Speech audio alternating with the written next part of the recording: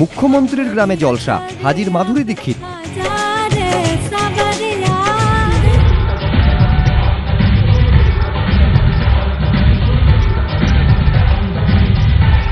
সলমান খানের সঙ্গে জয় হো করছেন খোদ অখিলেশ যাদব।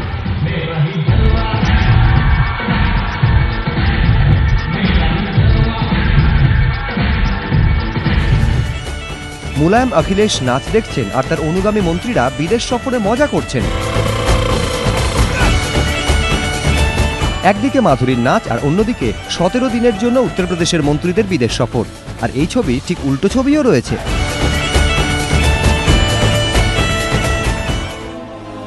হাড় কাঁপানো ঠান্ডার মধ্যে দিন গুজরান করছেন মুজফ্ফরনগরের শরণার্থী শিবিরের মানুষেরা। 4 থেকে 5,000 লোক এখনও এইসব ক্যাম্পে রয়ে গিয়েছে। ঠান্ডায় বহু শিশুর মৃত্যু হয়েছে, কিন্তু উত্তরপ্রদেশের প্রধান নাচ দেখছেন আর মন্ত্রীরা বিদেশ সফর করছেন।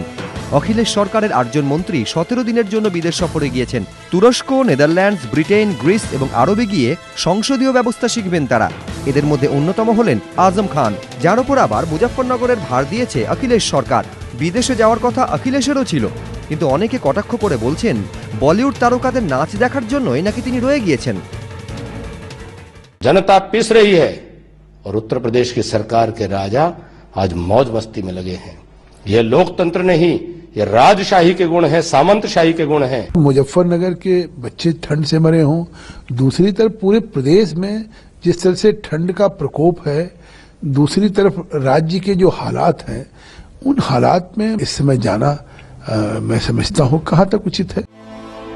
विशेष विमाने मुलायमेर ग्राम सैफाइये पहुंचेছেন বলিউডি তারকারা। নাচ গানের জন্য লক্ষ লক্ষ টাকা খরচ করে তৈরি হয়েছে মঞ্চ। মঞ্চে কেউ নাচছেন তো কেউ গাইছেন। আর এত ব্যস্ততার মাঝে কার আর সময় রয়েছে 400 কিলোমিটার দূরে মুজফ্ফরনগরে শীতের সঙ্গে লড়াই করে চলা লোকগুলোর কথা মনে রাখার? বিরোধীরা কটাক্ষ করে বলছেন সমাজবাদ চলছে, মুলায়মের সমাজবাদ। এবিপি আনন্দ।